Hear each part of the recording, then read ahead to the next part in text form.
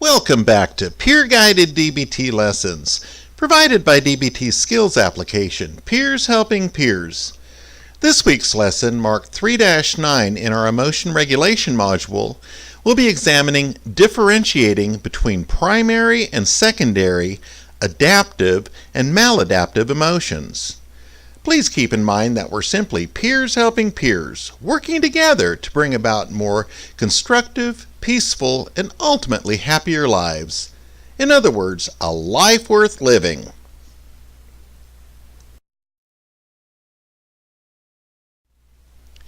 Our emotions can offer us clues into who we are as well as how we've been affected by our history.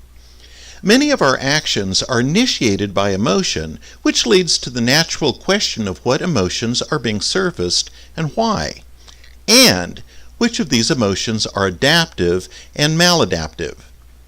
Harmony comes from understanding our emotional reactions and distinguishing when our emotions are primary or secondary in nature, as well as when they are adaptive or not.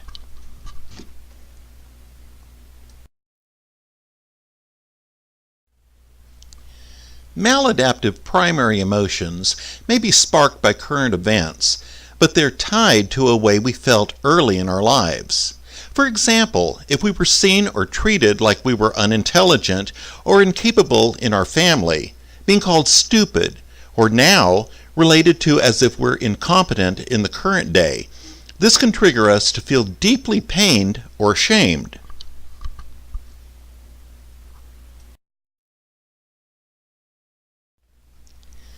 An example of an adaptive primary emotion might be when, for example, the boss said that I was not qualified for a promotion. I felt a sudden automatic feeling of anger. Now, the expected emotional response to this might be, with adaptive anger, obstacles get in the way of an important goal. Things are not turning out the way you'd hoped. You suffer a loss of power, status, or respect.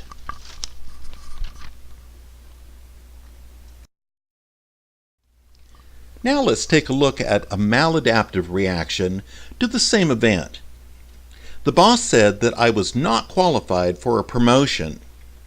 From the past, you brought in pre-existing vulnerability factors of, for example, as a child I was called stupid and told I would never succeed.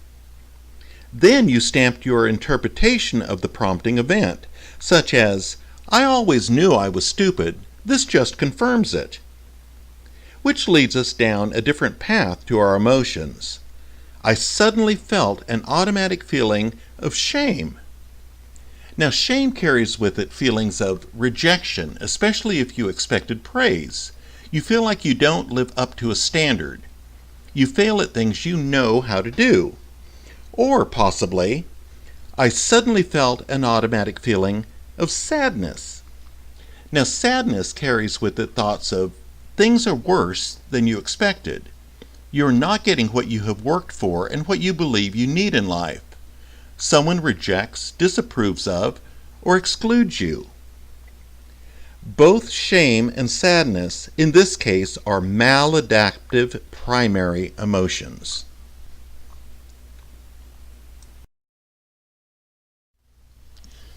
According to Dr. Greenberg, author of Emotion-Focused Therapy, we can identify the thoughts that generate our maladaptive emotional reactions. We may experience what could be referred to as a critical inner voice, a negative internal commentary that tells us things like, "You made such a fool of yourself. Look at how they're looking at you. They all think you're an idiot. You should just get out of here." This destructive inner coach often gets louder when we feel triggered emotionally. These critical thoughts can drive us to feel a range of emotions that are painful and maladaptive, which contribute to self-defeating behavior, like holding ourselves back, turning to psychological defenses, or pushing away loved ones.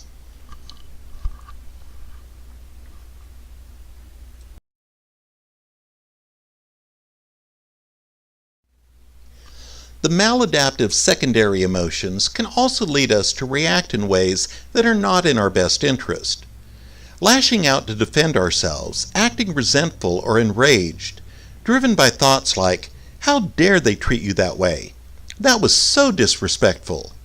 Who do they think they are to talk to you like that?" Our maladaptive emotions are based on past schemas. Although they are not an accurate reflection of who we really are, when we fail to identify these emotions, we may feel stuck in their shadows. The ironic comfort of their familiarity can even cause us to distort ourselves and others or provoke reactions and scenarios that recreate the emotional climate to which we're accustomed. We may relate to others based on these old feelings rather than what's really going on or what we really want. Let's take a look at an example of how the maladaptive primary emotion shame can trigger the secondary emotion of fear of not succeeding, which could make you question your personal value. As a child, I was called stupid and told I would never succeed. So when the boss said that I was not qualified for a promotion, I always knew I was stupid. This just confirmed it. And this led to the feeling of shame, which could trigger fear of not succeeding, which could make you question your own personal value.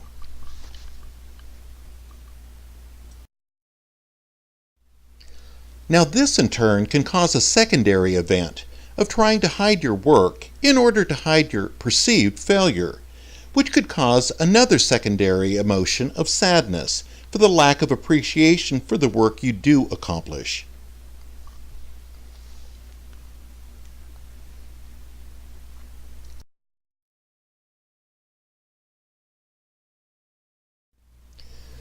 That same shame in someone else or a different set of circumstances could trigger anger at those who were considered for the same promotion, which in turn can cause the aftermath of defensiveness.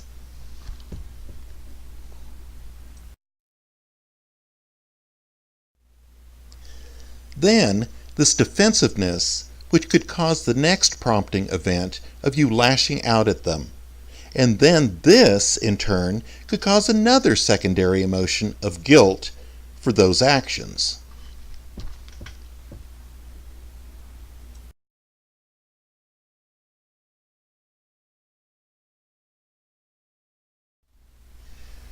Let's look at some types of secondary emotional reactions.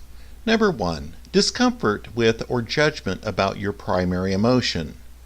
Number 2, emotions evoked from your perceived identity. Number 3, intense emotions from past events. Number 4, emotions from assumptions you make about your world. And number 5, emotions from your fear or anticipation of the future.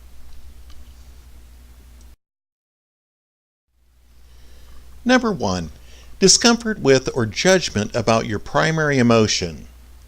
When you fail to validate your primary emotion as normal, reasonable, even helpful, you will create a secondary emotion. An example of this, when you are hurt by another, you will often turn this hurt into anger. Then you will be dealing with the anger and avoiding the primary emotion of hurt. It is wise and easiest to deal with the hurt.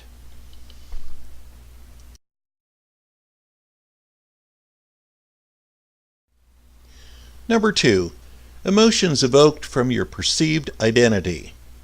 If you assume that an event or the behavior of another person says something about you, your worthiness, your goodness, your value, or your image, then the emotion evoked from the event will be intense.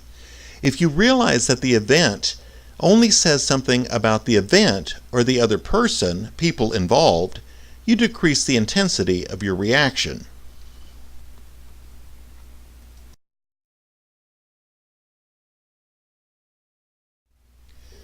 Number 3, intense emotions from past events. Intense emotions are stored in memory. You can recall your emotional reactions to particular events, particularly intense emotions or traumatic events. Emotional memory can be triggered by present events that offer a similarity to past events. If you stop avoiding your emotions and experience them in present time, old emotions lose their power and lower in intensity.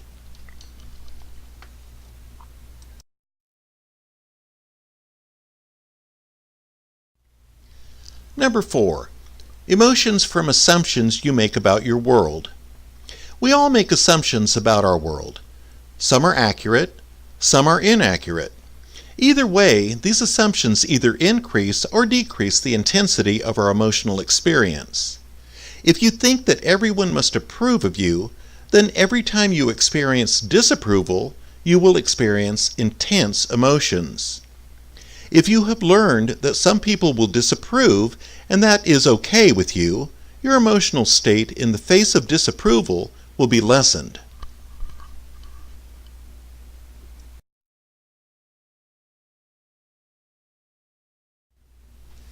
And number 5, emotions from your fear or anticipation of the future. Fear or anticipation about your future will intensify your emotional states. If you expect failure, evidence of problems will create intense emotions. If you expect success, this same evidence will create emotions that are less intense or immediate.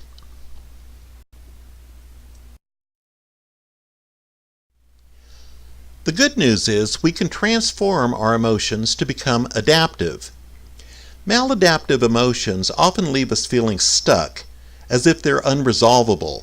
But if we can get to the underlying emotion from an old schema, we can feel the feelings, gain insight into the need underlying the emotion, and take actions to get the need met.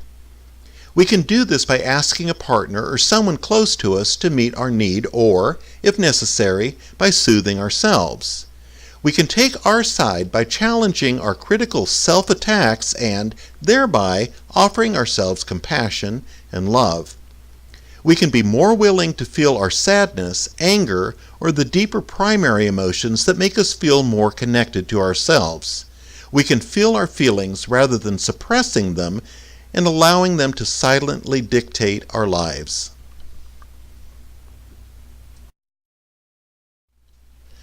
We can take our own side by challenging our critical self-attacks. Is our internal critic responding to facts or interpretation? If you were critiquing a friend under the same current circumstances, what would you be saying to them? Is our negative internal commentary based on something we were told in the past? Who was the original critic? What are their qualifications to make the judgment they made? Was that person's negative critique intended to foster a positive change in us, or was it a way to discredit us and invalidate us? If you were to relive the original circumstances, what critique could you give to yourself that would be more accurate? Envision reenacting the original scenario with your helpful critique.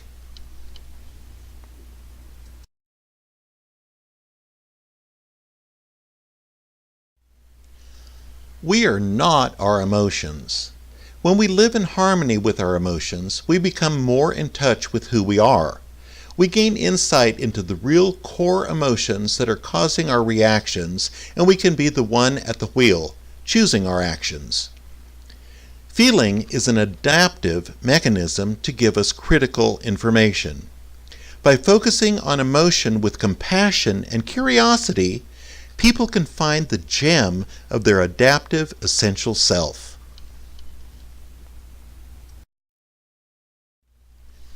Next week in our peer-guided DBT lessons emotion regulation module, we'll be checking the facts.